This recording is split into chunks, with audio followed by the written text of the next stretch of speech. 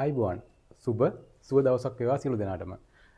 ඔබ සියලු දෙනාම Health Aid LK අපේ YouTube channel එකට ඉතාමත්ම සාදරයෙන් පිළිගන්නවා. මම වෛද්‍ය ප්‍රසාද් කොටිතුවක්කු සෞඛ්‍ය වෛද්‍ය නිලධාරී කමුරුපිටිය. ඉතින් මොකද්ද අපි අද කතා කරන්න යන මාතෘකාව? අද අපි කතා කරමු අධික රුධිර පීඩනය. එහෙම නැත්නම් අපි ප්‍රෙෂර් කියලා කියනවා. ප්‍රෙෂර් වැඩි වෙලා කියලා කියනවා සාමාන්‍ය ව්‍යවහාරයේ. නැත්නම් අපි හයිපර්ටෙන්ෂන් කියලා කියනවා. මොකද්ද මේ අධික රුධිර පීඩනය කියලා කියන්නේ?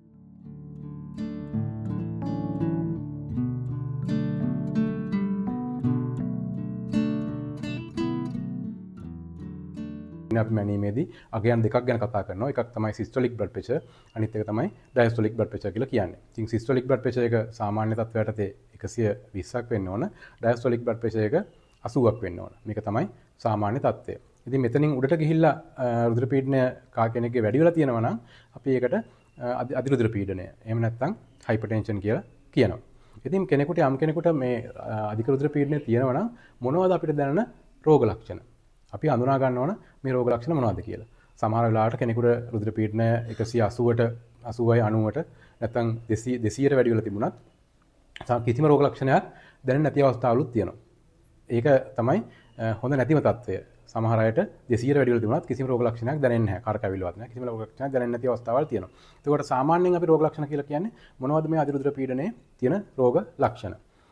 ප්‍රධානම දෙයක් තමයි හිස කැක්කුම, ඔළුව කැක්කුම. එහෙම නැත්නම් කරකැවිල්ල, ක්ලාන්ත ගතිය, ඔළුවේ බර ගතිය, නිදිමත ගතිය. මේ කියන කාරණා රුධිර පීඩනයේ අධිරුධිර පීඩනයේ ලක්ෂණ වෙන්න පුළුවන්. නමුත් මෙහෙම ආවා කියලා අපිට මේ හැම කාරණාවක්ම අධිරුධිර පීඩනයේ ලක්ෂණ කියලාම අපිට කියන්න බෑ. සමහරවිට වෙන හේතු නිසාත් අපිට කරකැවිල්ල එන්න පුළුවන්. වෙන හේතු නිසාත් ඔළුවේ කැක්කුම එන්න පුළුවන්. නමුත් අධිරුධිර පීඩනය නිසා මේ රෝග ලක්ෂණ අපිට එන්න පුළුවන්. අර මම කලින් කිව්වා වගේ කිසිම රෝග ලක්ෂණයක් නැතුවත් අපිට රුධිර පීඩනය වැඩි වෙලා තියෙන්න පුළුවන්.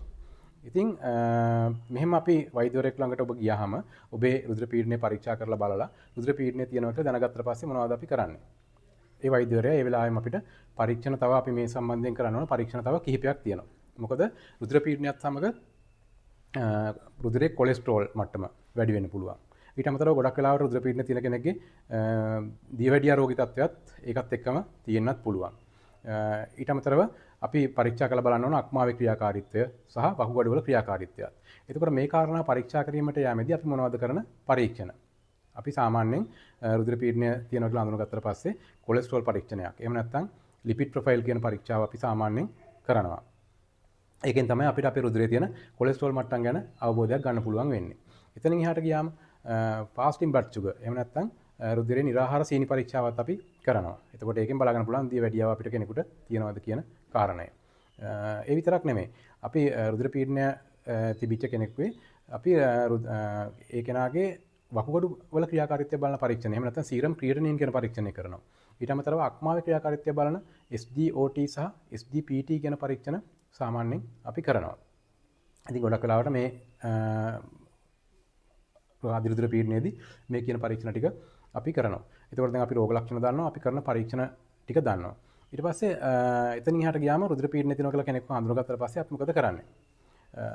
වෛද්‍යවරයෙක් ගාවට ඔබ යමු වුණාට පස්සේ ඒ වෛද්‍යවරයා ඔබට අදාළ විදිහට ඒ අවස්ථාවේ රුධිර පීඩනය පාලනය කරන ඖෂධ වර්ග පටන් ගන්නවා. ඖෂධ වර්ග පටන් ගැන අපිට කියන්න බෑ මේ පටන් ගන්න ඖෂධය සදාකාලිකව හැමදාම මේ ප්‍රමාණය පාවිච්චි කරන්න කියලා. ඒක නිසා අනිවාර්යයෙන්ම ඔබ වෛද්‍යවරයා නැවත දැනුම් දෙන කාල සීමාවක් ඒ ඖෂධ අරගෙන නැවත වෛද්‍යවරයා හමු වීම කරන්න ඕන.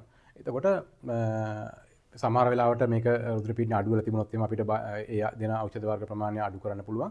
නැත්නම් ඒ ප්‍රමාණය මදි නම් අපිට තවත් වැඩි කරගන්නත් පුළුවන්. එතකොට ඔබ වෛද්‍යවරයෙක් ගාවට ගියාම රුධිර පීඩනය කියලා තියෙනවා කියලා අඳුනගත්තොත් එතනින් එහාට ඔබ මොනවද කළ යුතු දේවල්?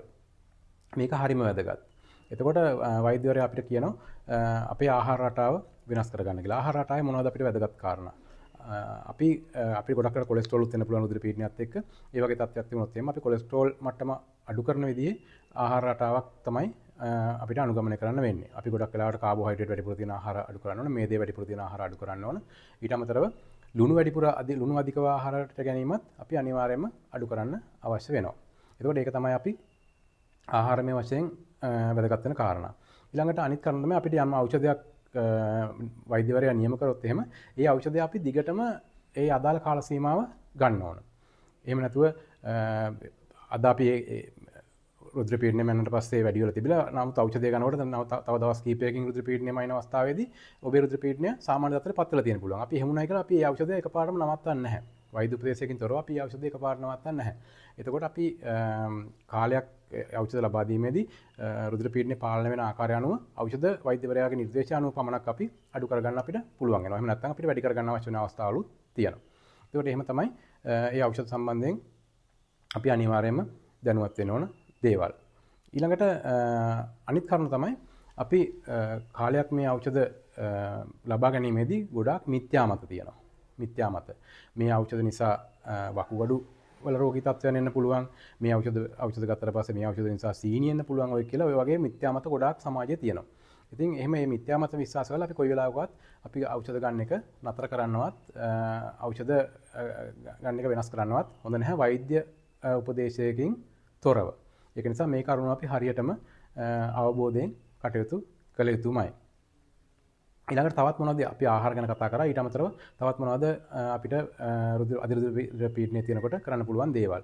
අපිට සාමාන්‍ය පරිදි ගොඩක් මහන්සි වෙලා එක්සර්සයිස් කරන එක නෙමෙයි සාමාන්‍ය ව්‍යායාමයක් අපි කරාට කමක් නැහැ. ඒ ව්‍යායාම කරන එක හොඳයි. එතකොට අපේ ශරීරයේ තියෙන කොලෙස්ටරෝල් මට්ටම අඩු වෙනවා. ඒ මගින් යම් කාලයක් ඒ වගේ වෙද්දී අපේ රුධිර පීඩනය වුණත් පාලනය වෙනවා. ඊළඟට අනිත් දේ තමයි අපි දැනගන්න ඕන අපි හරි ප්‍රතිකාර ගත්තේ නැත්නම් අපිට මොකක්ද වෙන්න පුළුවන් දේවල්. ඊටමත් භයානක සංකූලතා රුධිර පීඩනය නිසා එන්න පුළුවන්. අර මම කලින් කිව්වනේ අපි කිසිම දැනුමක් නැතුවත් අපිට රුධිර පීඩනය 200ටත් පැනලා වැඩි වෙන්න පුළුවන් කියලා. කිසිම දැනීමක් අපිට නැහැ. ඔළුවේ කැක්කුම එන්නේ නැහැ. කිසිම අමාරුවකට දැනෙන්නේ නැහැ. නමුත් රුධිර පීඩනය බැලුවම 200 පැනලා රුධිර පීඩනය තියෙනවා. ඉතින් මේ වගේ අවස්ථාවල ඊටමත් අනතුරුදායක තත්ත්ව වෙන්න පුළුවන්. මොනවද වෙන්න පුළුවන් අනතුරුදායක තත්ත්ව? එතකොට මොලේ රුධිර ගැටියක් හිරවීමක් වගේ දෙයක් වෙන්න පුළුවන්. එහෙම වුණොත් අපිට අංශභාගී රෝගී තත්ත්වයකට අපි යන්න පුළුවන්. ඉතින් අපි අපේ ජීවිතයේ අතරමඟ එක් පැත්තක් පණ නැති වෙලා එක තැන් වුණොත් එහෙම බලන්න කොයිතරම් අපිට කනගාටුදායක තත්ත්වයක්ද කියලා. ඉතින් පස්සේ හේතු බැලුවට පස්සේ මේ රුධිර පීඩනය හරියට පාලනය වෙච්ච නැති නිසා තමයි එවැනි තත්ත්වයක් ඇති වෙන්නේ. ඊළඟට හෘදයාබාධ අධිරුධිර පීඩනය තියෙනකොට හැම වෙලාවකදීම රුධිරයේ ශරීරය පුරා ගමන් කරන්නේ පීඩනය වැඩියෙන්.